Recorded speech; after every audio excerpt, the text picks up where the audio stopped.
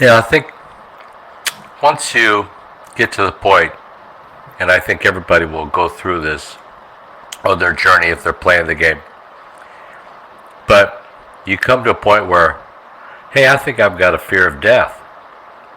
And since you know that love and fear cannot coexist, I thought I got to attack this. So I went through the stages. I did the Bufo frog to overcome the fear of death, and just like I needed some assurance that everything was going to be all right. But since then, I mean, this has been years ago, but once you get to the point where you realize that there is no death for you, it is huge news. It affects everything in your life. And you realize that the fear of death had tentacles that overreach into the stupidest little things.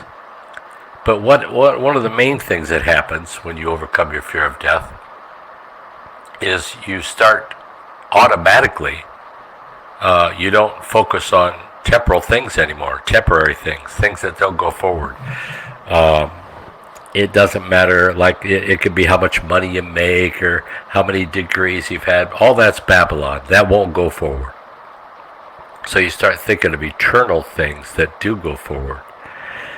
And one of the things that common misconception is, it's amazing how they've got people to believe this, like shit on your ego. Your ego is shit. It's a distraction from your spiritual life.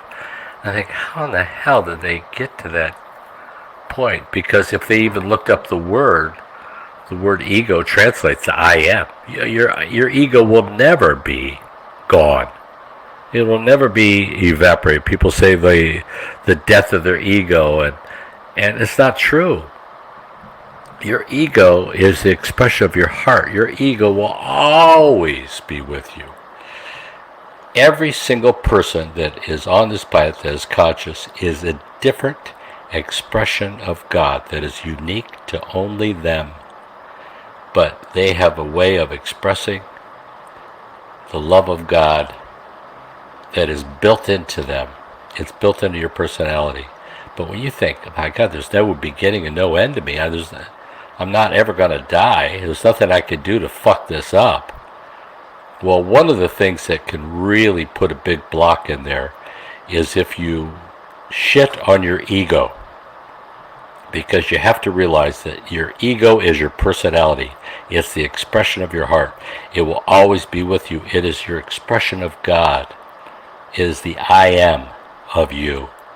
So maybe I think you're talking about the brain default system, because the brain's always trying to protect itself.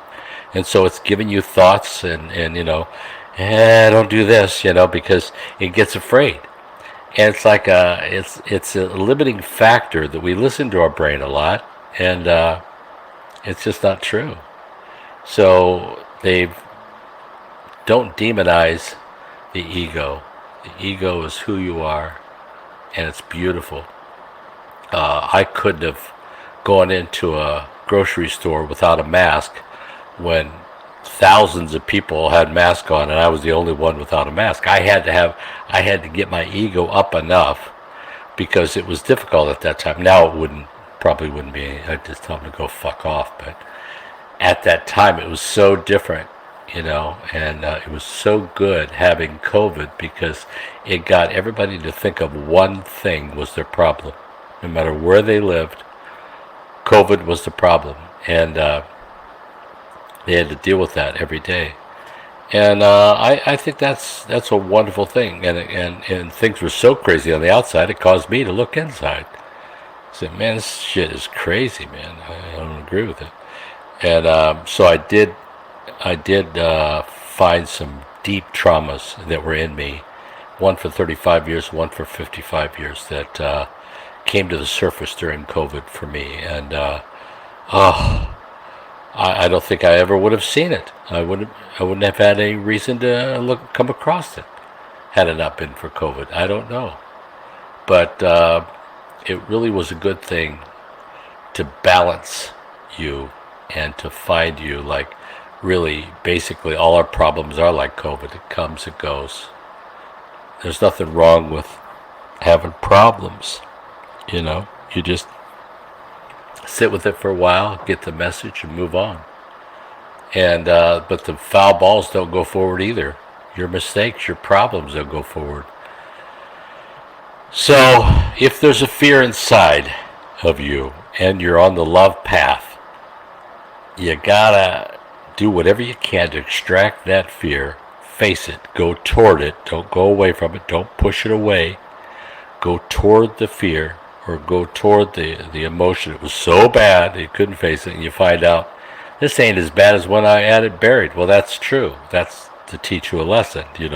Don't bury any feelings. If you have a feeling of shame or guilt or low vibration, sit with that for a couple of days and listen to the message, and let your higher self in on this, because your higher self will show you what your true intentions were, the compassion that was behind all that. And my God, you go, that's right, I was thinking that. And you see how your higher self loves you infinitely. And the more you see that, the more you believe it, because it's coming from inside you. And you can't get your self-worth from anything, any person, any place, anything. Nothing comes from outside of you. Everything comes from inside, and everything's happening in the now. Everything's happening all at once. There are no past lives. Everything is happening at this moment, past, present, and future. And that's presence. That's your heart.